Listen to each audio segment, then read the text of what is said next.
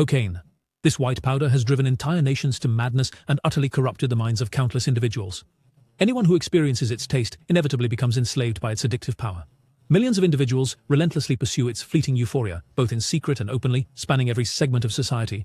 Kings and presidents, women and men, rich and poor, doctors and religious leaders. No one can resist its intoxicating pleasure, and everyone who dares to venture and trade in it either becomes a millionaire with immense wealth or finds themselves imprisoned in a cold, dark cell or a lifeless corpse lying in a silent grave. But in the shadows, behind it all, stand transcontinental criminal empires that harvest billions of dollars and wage secret wars that show no mercy to anyone, fought between ruthless gangs and powerless governments. But the powerful question that arises is, what are the hidden secrets and mysteries that have made this white crystal so captivating to human minds, despite its inherent dangers and destructive consequences? How can this humble green plant flourishing in the rugged mountains of Latin America possibly transform itself into those highly sought-after white lines that dominate global demand? How does cocaine manage to spread so relentlessly across the entire world, effectively reducing national borders to nothing more than mere maps and imaginary lines that absolutely no one appears capable of stopping? Our exciting journey commences from the very heart of Colombia's Medellin Mountains, a region historically known as the pulsating core of global cocaine production. Nestled amidst its rugged, sprawling hills, vast coca plantations are scattered, covering an immense territory estimated to be around 8,500 square kilometers, making it the single largest location for cocaine manufacturing across the entire world. This forest is extremely difficult to penetrate. Even though military helicopters fly over it daily to combat powerful drug lords, the soldiers cannot descend to the ground, fearing the armed gangs who guard the coca fields among the dense trees. And at the very same moment, some of the soldiers are being paid secret portions of illicit bribes so that they will not spray the harmful pesticides which are known to completely destroy the entire crop. In this exact location, most people illegally cultivate the coca plant as the climate here is exceptionally well suited for its growth, with the temperature remaining almost consistently around 30 degrees Celsius and high humidity throughout the entire year. What makes farmers harvest coca leaves 4 times annually, and each worker earns approximately $8 per day. After gathering the leaves and placing them into bags, the workers then transport them to a secret laboratory situated deep within the valley, carefully concealed beneath a thick canopy of dense trees, where the initial phase of cocaine manufacturing commences. First, the coca leaves are thoroughly crushed until they transform into a very fine powder. Next, the cement powder is carefully blended with the crushed coca leaves. Following this, a small amount of water is gradually added to the mixture, and the entire substance is then gathered into a large barrel. Following this, several liters of gasoline and caustic soda are introduced, and the resulting mixture is thoroughly stirred. It is then left to sit in the barrel for a period of 2 hours, allowing the liquid to completely clarify and settle. Subsequently, they verify the mixture's successful transformation, and then potassium salt is carefully added, which progressively causes the liquid to gradually turn white. Following this, the mixture is cooked for several minutes to convert it from a liquid form into a powdered substance. They then acquire what are referred to as the raw, original cocaine stones. Ultimately, these stones are pulverized until they form a fine white powder, prepared for consumption. Once the cocaine has been produced, the farmers get in touch with one another to bring all their products together and assemble them in a single location. They then appoint one of their own to act as a middleman to facilitate a significant transaction. The buyer requested the middleman to provide him with a sample of the cocaine so he could assess the quality of the product. Afterwards, the intermediary transports a quantity of cocaine from the Medellin Mountains to the heart of the city. Along this route, he must pass through military checkpoints where vehicles are thoroughly inspected by police dogs, especially if there's any suspicion or prior knowledge of cocaine being present in a particular car. Consequently, these officials must be bribed to allow the illicit drugs to proceed. Subsequently, the intermediary successfully reached the city center of Medellin, carrying the crucial sample within his plastic container. Then, the intermediary meets with the buyer and hands over the sample, which the latter meticulously examines to confirm its quality. Following the assessment, both parties reached an agreement on a price of $1.50 per gram, with the understanding that the entire quantity would be purchased from all farmers located within that specific area. Upon the successful completion of the purchasing process, the traders then proceed to prepare the packaging and meticulously seal each item. Then they put the gang's logo on the boxes as a unique identifier, preventing their merchandise from getting mixed with other gangs in the market. After that, the most crucial stage of the cocaine's journey begins. It is exported from Colombia to other countries, specifically to Africa, Asia, or Europe, based on the specific demands and strategic plans of each criminal organization. The method of shipping, therefore, varies significantly from one gang to another. Transporting these narcotics directly from Colombia to such distant continents is considered an extremely risky undertaking, because ships and planes originating from Colombia are consistently viewed with suspicion, compelling authorities to meticulously monitor and inspect every single piece of cargo. Consequently, criminal organizations initially resort to transporting cocaine using high-speed boats, submarines, or aircraft to neighboring nations, prior to its onward shipment to the ultimate consumer markets located in Africa, Asia, or Europe. In order to solve the drug trafficking crisis, most of the world's biggest gang leaders gathered and they decided to become self-sufficient by establishing their own fleet of enormous commercial vessels. Ostensibly, these vessels are used to transport goods and merchandise for various companies and the general public. However, in secret, these very journeys are exploited to smuggle large quantities of cocaine across different nations and continents. Furthermore, criminal gangs have made the decision to design and construct highly advanced submarines capable of easily traversing entire oceans. Deep within the concealed Colombian forests stretching along the winding riverbanks, criminal gangs began constructing submarines capable of traveling thousands of miles across the vast oceans, transporting tons of cocaine. These sophisticated vessels were designed by unknown engineers and inventors.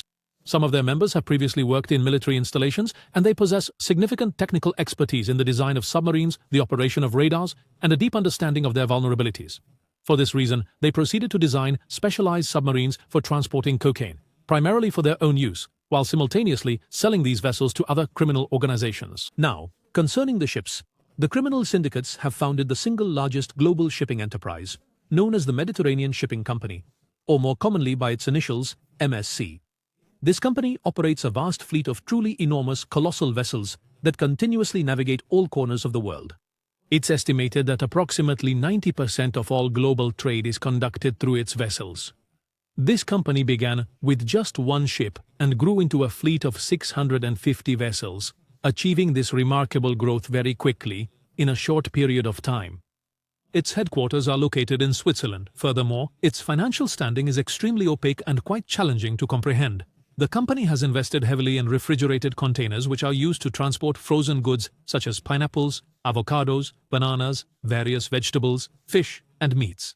So, criminal gangs conceal cocaine within these specific goods as it is extremely challenging for customs authorities and law enforcement to thoroughly inspect them. This is because opening and meticulously examining refrigerated containers rapidly exposes these perishable fresh products to spoilage, and security agencies, customs officials, and other responsible authorities are prevented from opening and manually inspecting every single container, because that represents a very significant logistical obstacle, and it greatly impedes the movement of trade. In addition to this, criminal gangs have developed sophisticated methods and clever techniques for concealing illicit drugs, not only hidden amongst various food products, but also deeply embedded within imported automobile parts, and even cleverly disguised amidst teak wood shipments arriving from Latin America, extending to the very structures of the shipping containers themselves, such as their roofs and floor panels. And once the containers reach the ports, customs officials are supposed to inspect them using a scanner. However, this entire procedure is often nothing more than a mere formality, as the majority of these officials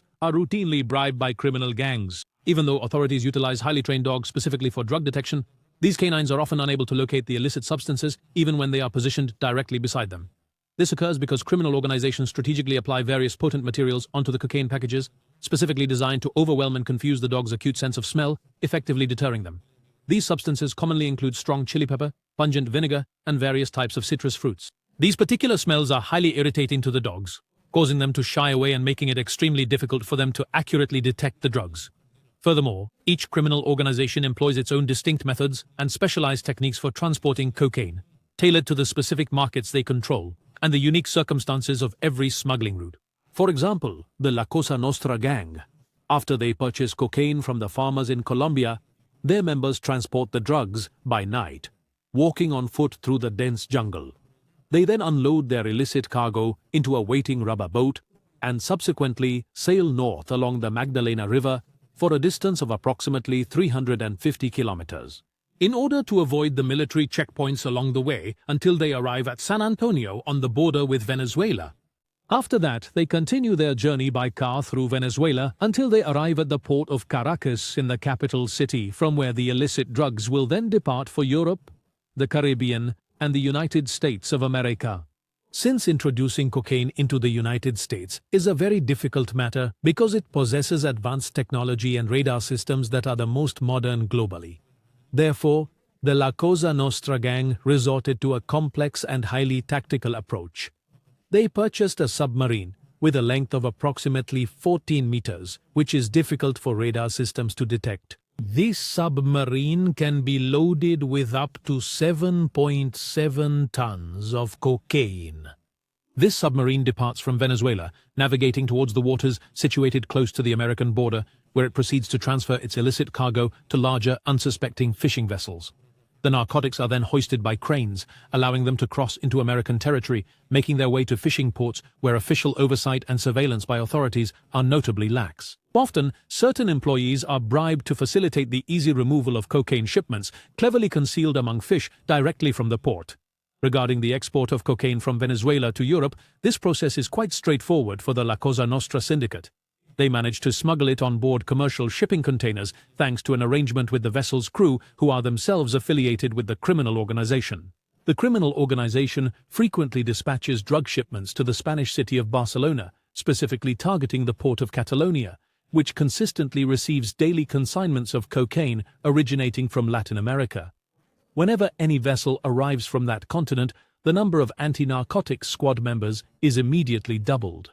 However, this is nothing more than a mere pretense, because the vast majority of workers at the ports are complicit with the criminal gang and receive money for their services. Following the inspection of the containers by the Spanish authorities, the criminal organization then transports the cocaine using trucks to its clandestine distribution hubs, from where it is subsequently redistributed across Italy, France, Germany, and all other regions under its control throughout Europe, in order to fulfill the market's demands. Regarding the notorious Colombian Medellin cartel, established by Pablo Escobar, despite his assassination in 1993 and the subsequent apprehension of numerous cartel members, the Medellin cartel remarkably continued its illicit activities, relentlessly trafficking cocaine into the United States of America, which remains globally recognized as the primary nation consuming the largest amount of cocaine. These narcotics are primarily moved to popular tourist destinations such as Miami, Los Angeles, and New York. However, their methods for smuggling cocaine into these areas are quite distinct from those employed by other criminal organizations. Once they've harvested the coca leaves from their private plantations and processed them into a fine white powder, the cartel then employs two primary strategies to successfully deliver the cocaine onto American soil. The first is shipped in speedboats and private planes, crossing from Colombia to Mexico.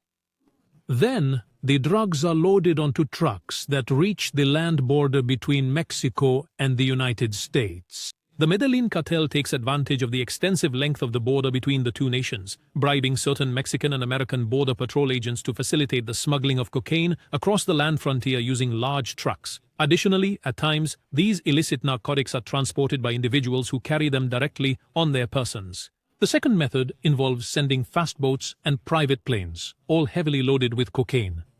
They set off from Colombia, then cross the entire Caribbean Sea region, making their way to South Florida. Or sometimes they are transported from Medellin directly to the Bahamas, and from there they continue on to Miami. From there, the shipments are then distributed throughout the entire United States, based on the specific market demands in each individual city. And as for the Mexican Sinaloa cartel, which was originally founded by Ismael Zambada Garcia, along with his partners Hector Salazar, Ignacio Coronel Villarreal, and Joaquin Guzman Loera, who is widely known by his notorious nickname El Chapo. Despite the arrest of both Zambada and El Chapo in American prisons, and the assassinations of both Hector and Ignacio, the notorious Sinaloa cartel has consistently maintained its dominant control over a significant portion of the cocaine trade within the United States. After acquiring the cocaine from cultivators in Colombia, the cartel then proceeds to transport it using submarines, sending it directly to Mexico. From that point, the illicit narcotics are then moved by vehicles, specifically cars, towards the extensive land border separating Mexico and the United States. And then they are smuggled through secret underground tunnels that were specifically designed to evade security monitoring. Regarding the Colombian Cali cartel, which was established and founded by the notorious brothers Miguel and Gilberto Orejuela, even though they were apprehended and taken into custody in the year 1995 and subsequently passed away while incarcerated within the confines of American prisons in the year 2022, their criminal enterprise continued its relentless sweep of the American market for the cocaine trade, and they successfully innovated entirely new methods for the smuggling of illegal narcotics. After they manufacture the cocaine within their own private plantations in Colombia, they proceed to ship it out using high-speed boats that cross the waters to reach Ecuador and Venezuela. Following this, the entire cargo is then reloaded onto the decks of extremely large commercial shipping vessels. When ships approach the American coast, their crew members throw cocaine bags into the sea. Then, fishing boats laden with fish pass by, retrieve those bags, and smuggle them into U.S. fishing ports, hidden among fish shipments. On the other hand, there are numerous criminal organizations that have altered the cocaine trafficking route, moving it from Latin America directly into Africa, and subsequently shipping it onward to Europe and Asia. This strategy is employed to evade scrutiny, as shipments originating from South America are subjected to extremely strict surveillance and intensified inspections. For this reason, most gangs decided to shift their smuggling routes to Africa, which has become a major hub for storing and shipping drugs. There, these groups exploit extreme poverty, weak security, and the instability of ruling regimes. She then went on to create clandestine laboratories where they would introduce chemical compounds to boost the overall quantity of cocaine and then separate it into different kinds and varying levels of purity. Following this, it is once again exported towards the markets of Europe and Asia. Among the most notorious of these criminal organizations, we find the Moroccan Mokro Mafia gang, which actively operates between the Netherlands and Belgium. Even with the apprehension of Ridwan Taghi, who was considered one of its most dangerous leaders, the syndicate persisted in its aggressive expansion across the drug markets of both Africa and Europe. And it had been transporting cocaine aboard commercial vessels, following a route that originated in Chile, passing through the Panama Canal, the Bahamas, and then Philadelphia. From there, it continued on to ports across northern Europe, specifically the port of Antwerp in Belgium and the port of Rotterdam in the Netherlands. However, the Mokro Mafia gang completely changed their drug transport methods. They began shipping cocaine in submarines which would depart from Colombia, traveling to Brazil. Once there, the cargo was loaded onto commercial ships heading towards Africa, and specifically to the port of the Bijagos archipelago in the nation of Guinea-Bissau. The containers are then loaded onto trucks and set off once more, crossing through Senegal, then Mauritania, finally reaching Morocco.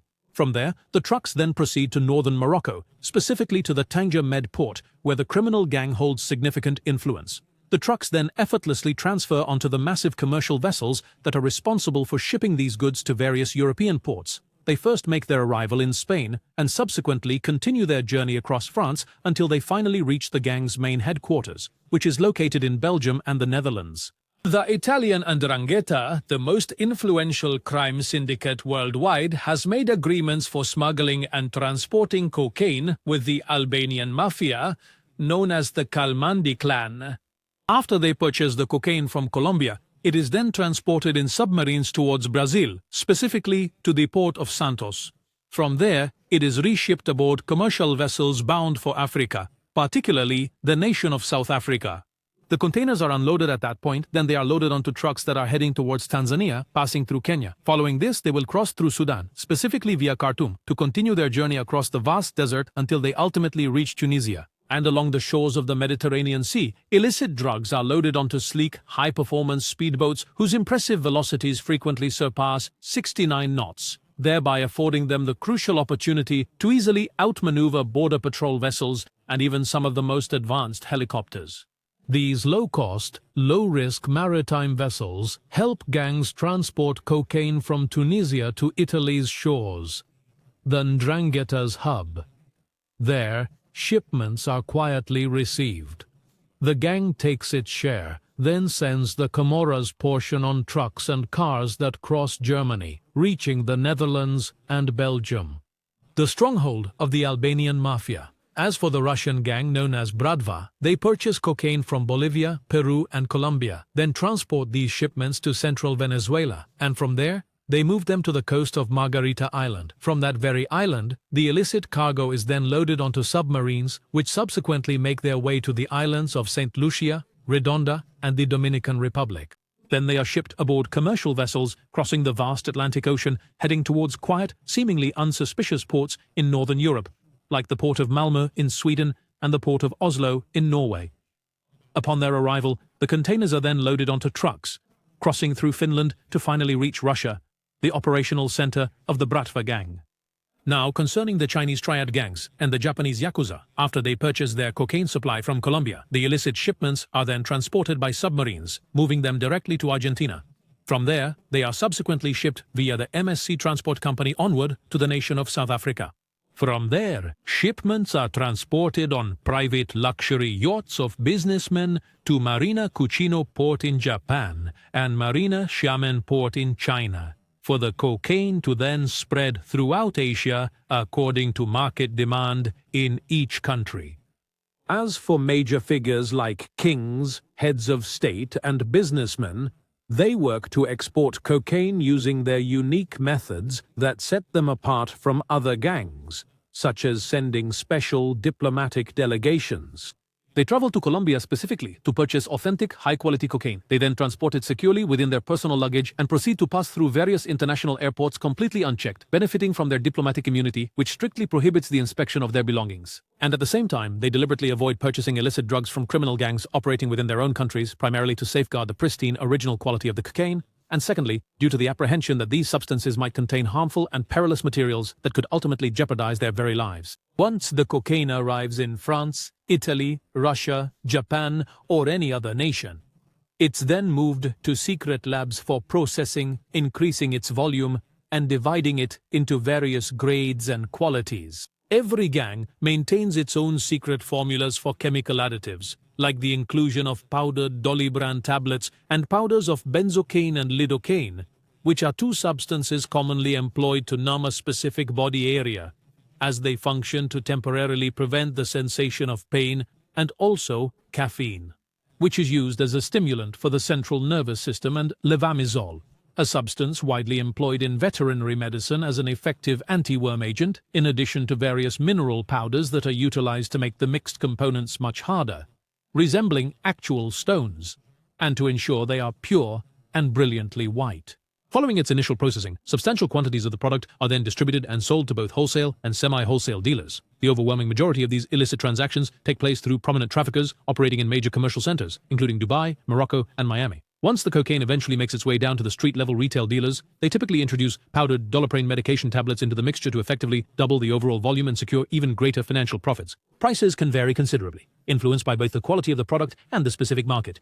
For instance, a single gram in Barcelona might reach approximately €40, whereas in Paris, the cost is roughly €80, with these prices fluctuating further, depending on the specific quality and the exact point of sale. Once cocaine reaches consumers, it can be consumed in a number of different ways, either by swallowing it, to smoking it, to injecting it directly into a vein, or inhaling it through the nose, which is the most common method of use. When cocaine is inhaled, its powdered form passes through the delicate membranes within the nose, then swiftly and directly enters the bloodstream. The user experiences a tingling sensation, a numbness in both the nose and throat, coupled with a profound sense of mental clarity and absolute control. Additionally, their heart rate quickens significantly, and their feelings of self-confidence are greatly amplified, along with an intense perception of power and heightened intelligence, while simultaneously experiencing a temporary decrease in both fatigue and hunger. This euphoric high typically lasts anywhere from 5 to 20 minutes. Then it's followed by a severe crash in mood and an intense craving to repeat the dose. From a scientific perspective, the effects of cocaine on the human body can vary significantly depending on the specific method of its consumption. For instance, if it is consumed through ingestion or by means of smoking, this can lead to severe dental decay and the formation of cavities and holes in the teeth, as well as bacterial inflammation of the gums and various chronic lung diseases. However, if its consumption occurs via intravenous injection, it dramatically increases the danger of contracting HIV, AIDS, and numerous other serious illnesses, in addition to inflicting permanent and irreparable harm upon the blood vessels. When cocaine is inhaled nasally or snorted through the nose, the substance itself is absorbed directly into the bloodstream, leading to a very rapid increase in the speed of blood flow towards the heart. The heart then efficiently pumps and distributes it throughout the entire body with remarkable speed. As soon as the cocaine reaches the brain and the central nervous system, it immediately begins to induce profound alterations in 3 key neurotransmitters: These are dopamine, serotonin, and noradrenaline. This causes neural connections to remain intensely active and unbroken. At this moment, dopamine levels rise abnormally, making the user feel intense joy and ultimate pleasure. Serotonin, conversely, bestows a profound sense of tranquility, a fleeting, artificial happiness, and deep relaxation. Then, norepinephrine takes over, causing the consumer to experience an accelerated heart rate, dilated pupils, and elevated blood pressure, accompanied by a powerful feeling of strength and heightened energy. Furthermore, the body becomes significantly more capable of absorbing fats, oils, and various liquids. However, in less than 15 minutes, the effects of cocaine quickly wear off, and the body's dopamine levels drop severely, which then causes feelings of depression and anxiety, along with an intense craving for more cocaine, ultimately leading to addiction.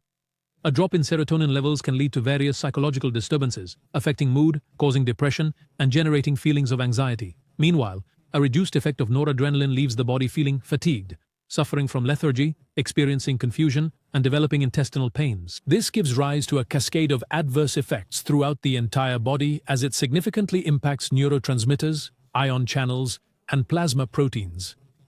Its direct influence also extends to encompass the cardiovascular system, the respiratory system, and the urinary system, in addition to its profound effects on the immune system, the nervous system, and the endocrine glands. Furthermore, the bones of the skull and the surrounding tissues are subjected to a process of gradual deterioration, and even though cocaine does not remain in the body for an extended period, its effects can persist for several days.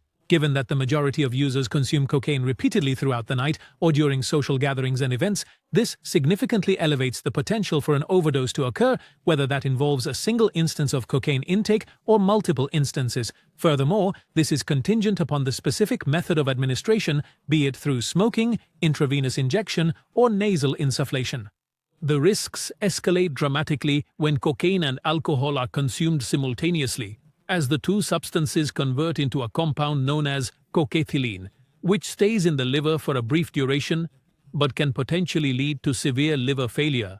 This can result in severe symptoms such as an overwhelming sense of anxiety, a significant increase in blood pressure, considerable difficulty in breathing, an irregular heart rate, and even lead to heart attacks, all of which could potentially trigger a stroke or sudden death.